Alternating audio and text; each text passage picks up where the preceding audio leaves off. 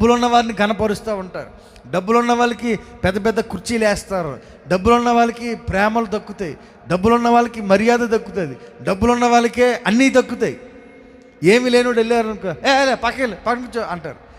ఆయన్ని సరిగ్గా మాట్లాడరు, ఆడితో సరిగ్గా మాట్లాడరు, ఆయన్ని సరైన స్థానంలో కూర్చోబెట్టరు, ఆయన అసలు ఎవరో పట్టించుకోరు. అలాంటి వారిని నా ప్రభు హెచ్చిస్తాడు. హల్లెలూయా, హల్లెలూయా.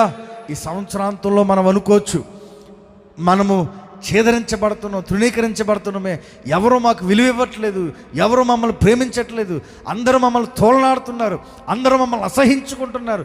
నాన్నవారే, నా కన్నవారే, నా స్నేహితులే, బంధువులే, వారి యొక్క చూపుల్లోని చూపు మనల్ని బాధపరుస్తూ ఉంటుంది. వాళ్ళు చూసే చూపు, ఆ చూపులోనే తెలిసిపోతుంది మనల్ని ఎలా చూస్తున్నారన్నది. కానీ ప్రభు అంటున్నాడు, నేనే హెచ్చిస్తాను.